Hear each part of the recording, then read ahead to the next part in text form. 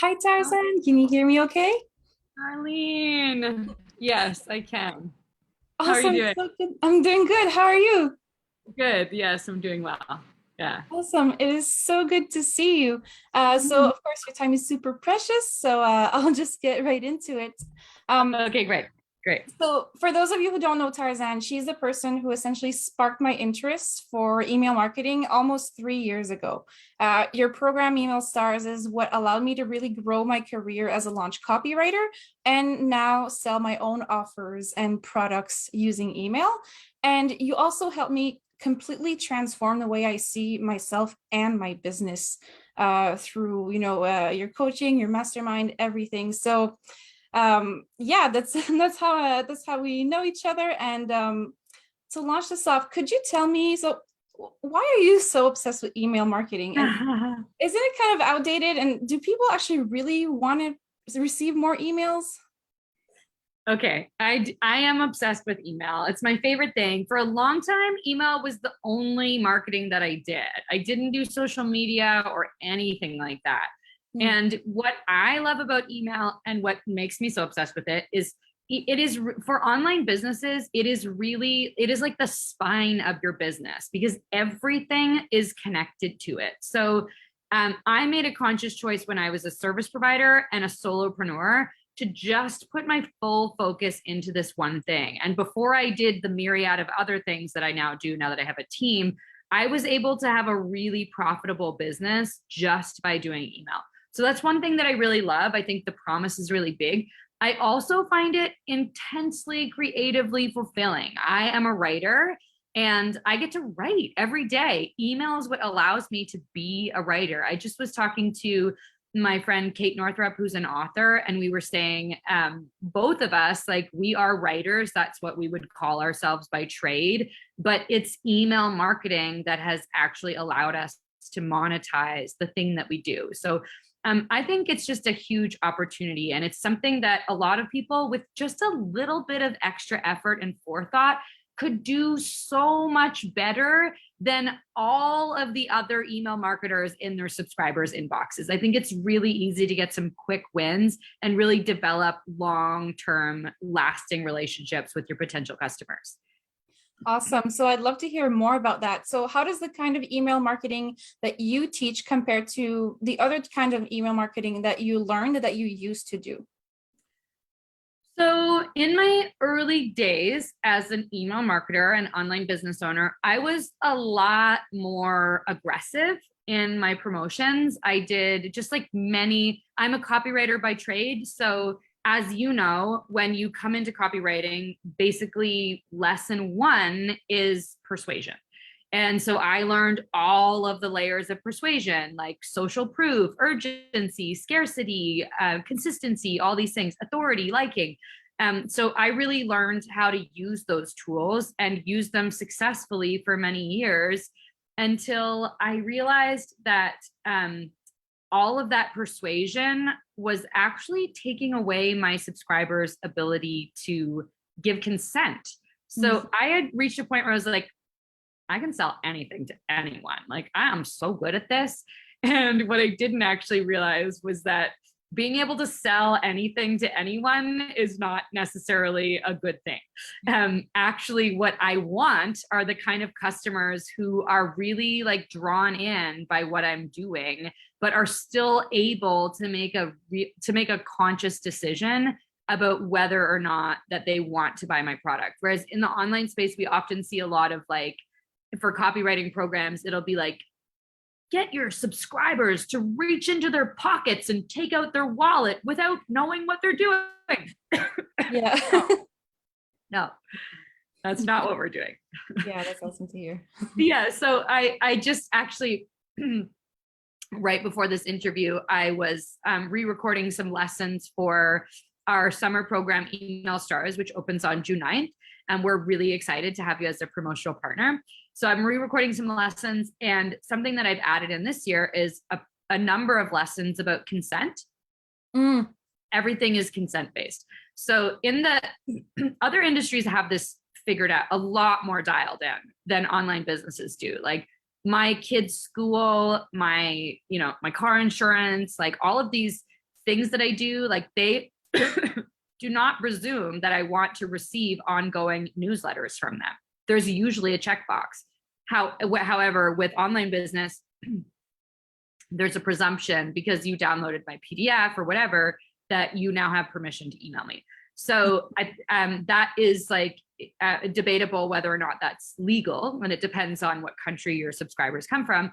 However, either way, like just getting consent is just a good idea. Like old school way might have been like you leave your email on a checkout page, and like all of a sudden you're getting all these emails and now you're added to the email list. So we practice a much higher level of consent because I send a high volume of emails. So that's really the biggest thing that's changed, is like the level of pressure. And yeah, the level of pressure has changed a lot. And also the way that I market has become a lot more story-based. I practice a super high level of transparency.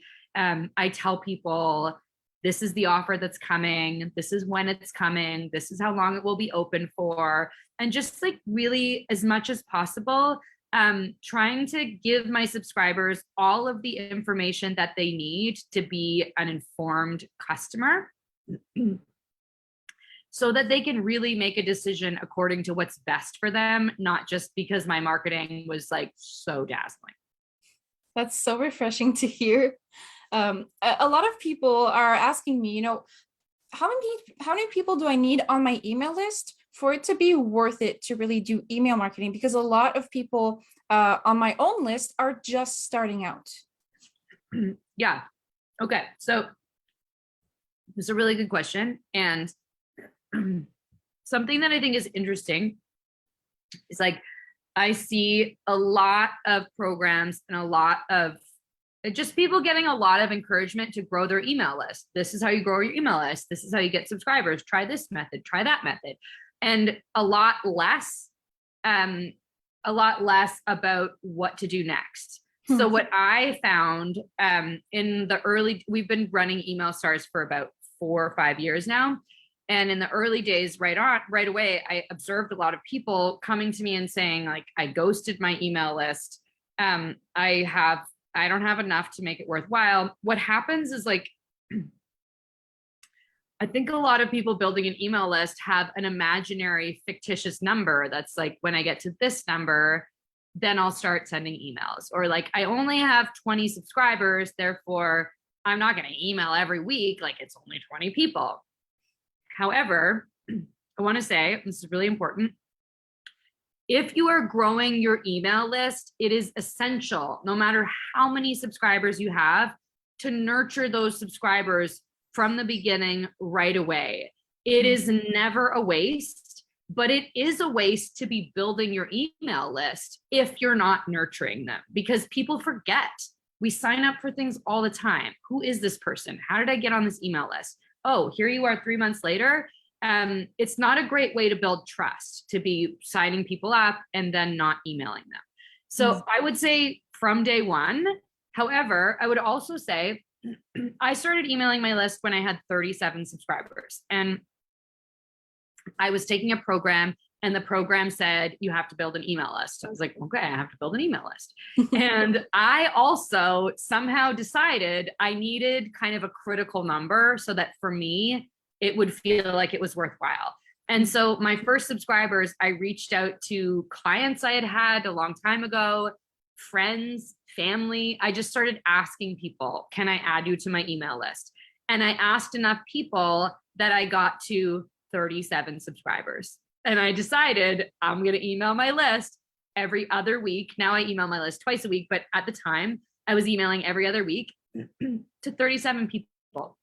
And I think what's really special about just letting yourself play with this platform and working at it when you have a small list is there's so much less pressure. Like if you're imagining when you have 1,000 subscribers, it's going to be easier to stay consistent with it. It's not, because now there are 1,000 inboxes that could potentially want to buy from you or hit reply on your email. So it's almost like speaking on a stage. Like you start with 5 people and then 100 people and then 1,000 people.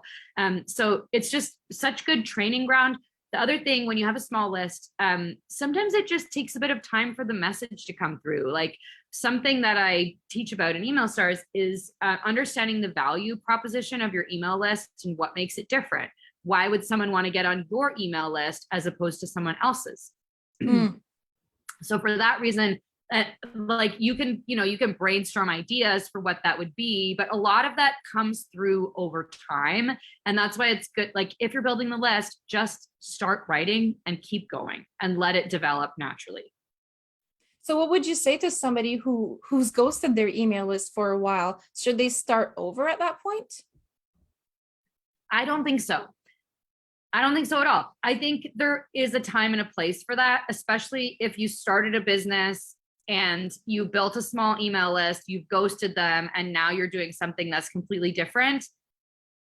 That might be the case. If you're a personal brand over here and you're still a personal brand over here, you're just doing something different, you might be able to bring some people along. But let's say I started my business a year ago.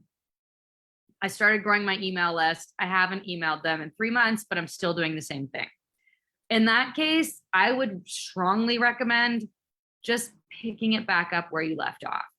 There doesn't need to be a story, no song and dance about why you ghosted or how long you've been away. Some people might have noticed. They probably don't know how long it's been exactly, and that's okay. I would just pick it up and move on. Sometimes, like I've seen copywriters write clever emails that are, making a bit of a joke about what happened or where they've been. And that's okay. I've done that. Yeah, right. Yeah. And which is totally, I've done it too. I've actually done it. I don't think there's really a wrong way to pick things up. I do think if you want to offer an explanation, like offer it and move on and keep going. You build trust with your subscribers when you show up authentically, consistently, and do what you say you're going to do. So if you ghosted and you want to come back and own it, that's fine. And then tell them what they can expect going forward. I'm going to be emailing you weekly with XYZ. And that's like you automatically, if you have 20 subscribers, you just automatically added 20 accountability buddies to your email marketing process. That's awesome. So time is running out. So I know that you've got a free workshop that's coming up. Can you tell me a bit more about it? Yes, great. Yeah, so it starts on Thursday, I can't even, oh my gosh, this is so terrible. Thursday, May 26th. We're getting started with the email workshops, but we're actually, we just opened a private Facebook group for the email workshops and people are joining now. It's open right now. So it's a series of 3 workshops. I'm not using any slide decks. I'm not talking at you. It's really workshoppy. And we're going to do a series about welcome emails, what goes into your welcome sequence. And we're also going to dive into developing a purpose for your newsletter email. So that's the first one. Then we're also going to talk about story-driven emails. Everything that we do at TKG is in my company, very story-driven. So we'll talk about how to use stories in your email marketing. And then the last workshop is about metrics for email marketers. And no matter where you're at in your email marketing, it's a really good workshop for understanding baseline metrics so you can see how you're doing going forward. And if you're experienced, I think you'll also find it helpful to have those numbers. So that starts on May 26th and it's leading up to the reopening of Email Stars on June the 9th. Awesome. Thank you so much for your time, Tarzan. For everybody else sticking around, I'll add a link to the comment if you want to sign up, and hope you have a wonderful day. Yeah, thanks. And Charlene, I think we set up a special link for you, tarzankay.com/Charlene B, and they can go sign up to the email workshops. Awesome. Thank you so much. Thank you. Bye. Thanks, Charlene.